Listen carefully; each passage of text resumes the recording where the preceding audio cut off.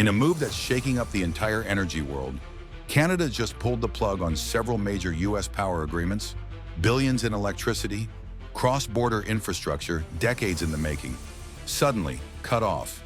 But why now? And what does this mean for the future of North American energy? This isn't just about politics.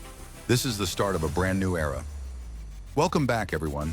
Today, we're diving deep into one of the most significant shifts in North American energy policy in years. Canada, long seen as a stable, cooperative energy partner to the United States, has decided to cancel, pause, or restructure multiple power export deals, sending shockwaves through both governments, utility companies, and investors. This decision didn't come out of nowhere, and its consequences could redefine how we think about energy security, climate goals, and international cooperation. Let's start with the facts. In a series of coordinated statements, Canada announced that it would be re-evaluating or terminating several long-standing electricity export contracts with the U.S., particularly those involving hydropower from Quebec and Manitoba flowing into northeastern states like New York, Vermont, and Maine. Why? Because according to Canadian officials, the current arrangements no longer align with their domestic energy needs and long-term sustainability goals. Some projects are simply outdated. Others were placing too much strain on Canada's own power grids during peak usage. So what's really driving this shift? Here are the key factors. 1. Domestic demand growth. Canada is electrifying fast. From electric vehicles to green hydrogen production, its provinces are experiencing surging demand for clean, reliable electricity. Exporting massive amounts of power, especially clean hydropower, no longer makes as much sense when your own industries are calling for more supply. 2. Grid reliability concerns. Recent extreme weather events like wildfires and cold snaps have made governments think twice about energy resilience. Retaining more power locally is being seen as a strategic necessity. 3. Political pressures and Indigenous rights. There's also growing pressure within Canada to honor Indigenous land rights and environmental concerns tied to dams, transmission lines, and the export infrastructure itself. Put simply, the calculus has changed. Across the border, the U.S. didn't take this lightly. Several states had been counting on Canadian hydropower as a cornerstone of their green energy transition. Massachusetts, for example, was banking on Canadian electricity to meet its climate targets. Now, with supply lines in doubt, those plans are in disarray. Utility companies are scrambling.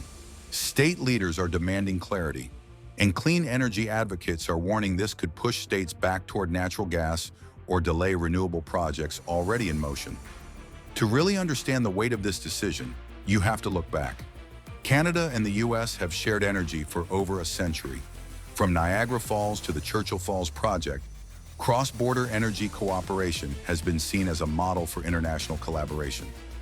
Hundreds of transmission lines crisscross the border, billions of dollars in annual trade, and a mutual understanding that energy flows, like rivers, should keep moving. But now, that trust is being tested. What's replacing these exports? Canada is focusing on energy independence and domestic innovation. Quebec and British Columbia are expanding grid storage, upgrading hydro infrastructure, and investing heavily in small modular nuclear reactors, SMRs, green hydrogen plants, massive EV charging networks, smart grid technologies.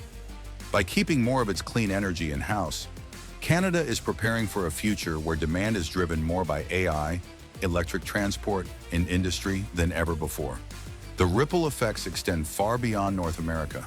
Energy analysts around the world are watching this move closely because it signals something much bigger, a return to localized energy strategies. From Europe to Asia, countries are reassessing how much they want to depend on foreign partners for electricity. Even the global clean energy transition may slow down if international cooperation becomes less reliable. And for the U.S., which has leaned on Canadian power as part of its decarbonization roadmap, it's a wake-up call. But it's not all doom and gloom. Some experts say this could be the push the U.S. needs to supercharge its own clean energy build-out. With Canadian power off the table, attention is turning toward expanding domestic solar and wind farms, upgrading the U.S. power grid, accelerating battery storage projects, exploring regional energy compacts between states, and one wildcard: the revival of American hydropower using modern, lower-impact systems. We're entering uncharted territory. The energy relationship between Canada and the U.S. is changing, possibly forever. Will new deals emerge that balance both countries' needs?